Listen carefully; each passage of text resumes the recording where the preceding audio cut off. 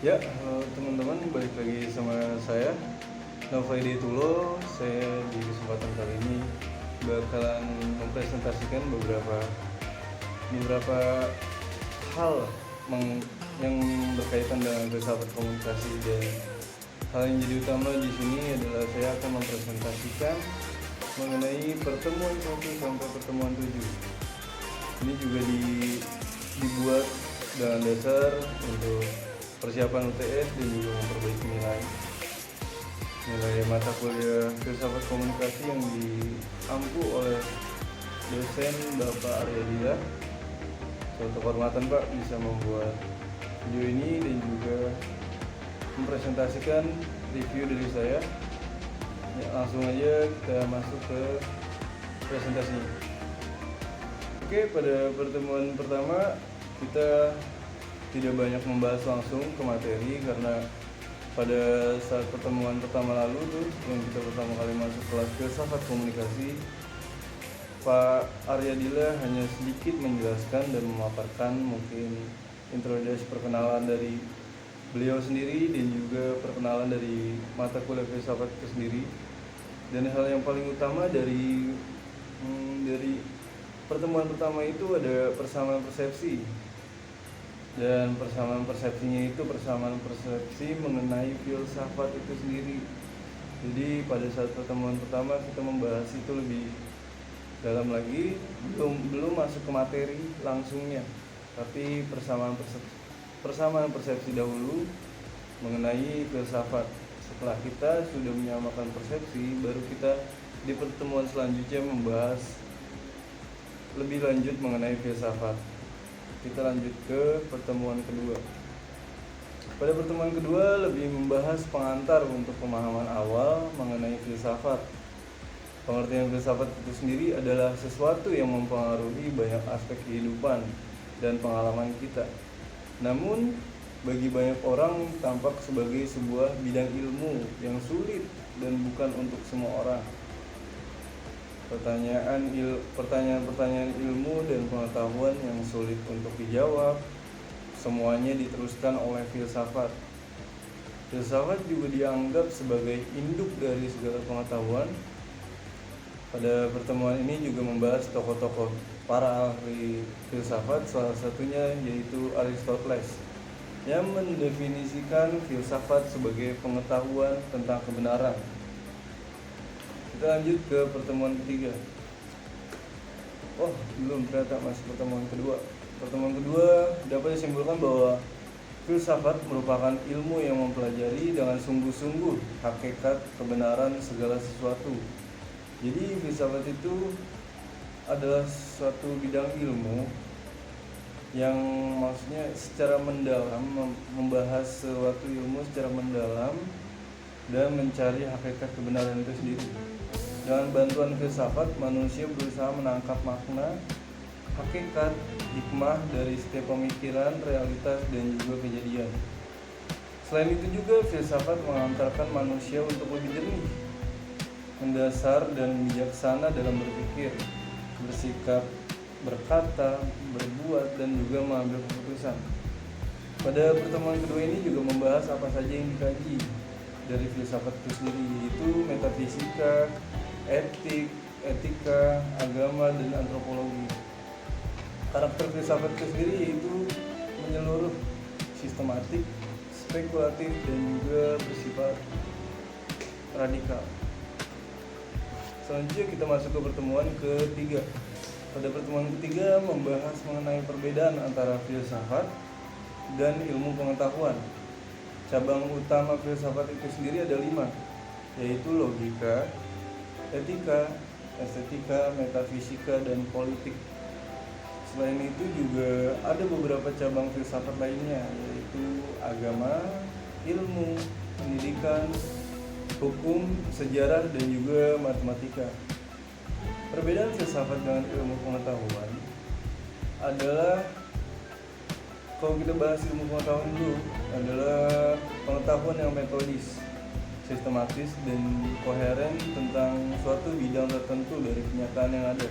Sedangkan filsafat itu sendiri adalah pengetahuan metodis, sistematis, dan koheren tentang seluruh kenyataan.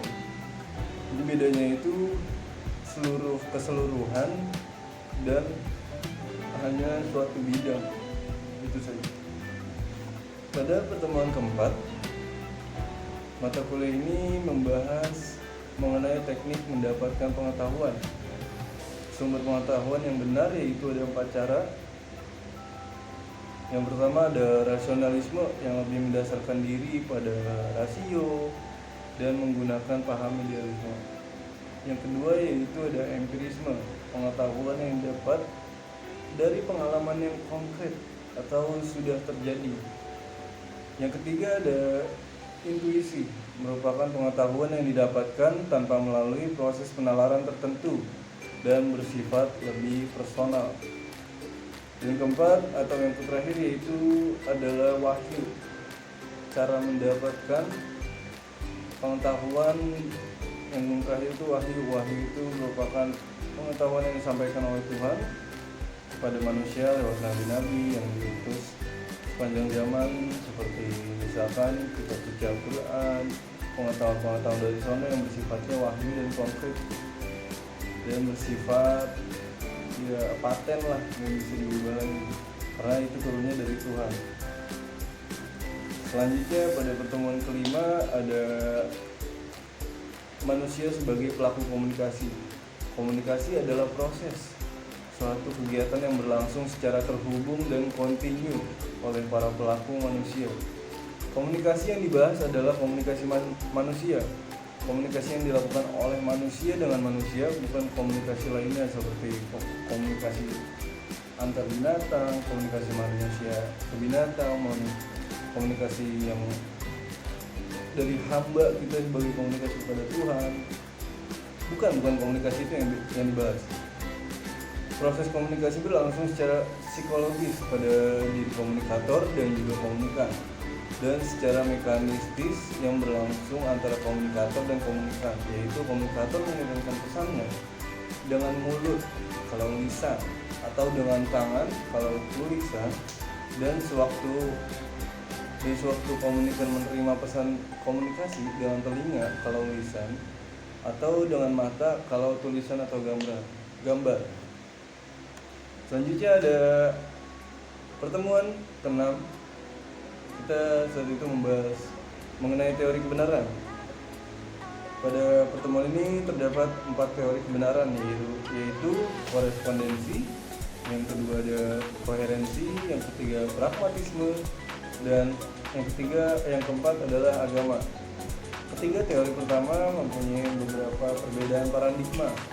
Koherensi mendasarkan diri pada rasio, teori korespondensi pada kebenaran faktual, dan teori pragmatisme fungsional pada fungsi dan kegunaan kebenaran itu sendiri. Tetapi ketiganya juga memiliki kesamaan, yaitu seluruh teori melibatkan logika, deduktif maupun induktif, melibatkan bahasa untuk menguji kebenaran dan menggunakan pengalaman untuk mengetahui kebenaran itu. Sedangkan teori agama, teori yang terakhir, yaitu kebenaran yang bersifat mutlak sesuai ajaran dari agama masing-masing. Dan selanjutnya pada pertemuan ke-7, pendekatan filsafat dalam memperoleh ilmu serta perbedaan ilmu dan pengetahuan. Pengetahuan yang komprehensif, yang luas, umum, dan universal, dan hal ini tidak dapat diperoleh dalam ilmu, sehingga filsafat dapat ditempatkan pada posisi di mana pemikiran manusia tidak mungkin dapat dijangkau oleh ilmu. Namun perbedaan ilmu dan filsafat yaitu jika ilmu bersifat posteriori, kesimpulan ditarik setelah melakukan pengujian secara berulang, sedangkan filsafat bersifat priori, kesimpulan ditarik tanpa pengujian tetapi pemikiran dan perenungan. Untuk kepentingan perkembangan ilmu, lahir disiplin filsafat yang mengkaji ilmu pengetahuan yang dikenal sebagai filsafat ilmu pengetahuan. Ya, mungkin itu saja review dari saya untuk mata kuliah filsafat komunikasi. Terima kasih banyak bagi yang sudah menonton. Terima kasih juga kepada Bapak dosen Arya Dila yang sudah membimbing kami selama 1 semester di mata kuliah ini, terutama membimbing saya dalam pembukaan pikiran mengenai filsafat, terlebih lagi di bidang komunikasi. Terima kasih banyak. Jika ada yang salah mohon dimaafkan. Saya hanya manusia yang penuh dengan kesalahan dan jauh dari kata kebenaran. Terima kasih banyak. Assalamualaikum warahmatullahi wabarakatuh. Dadah.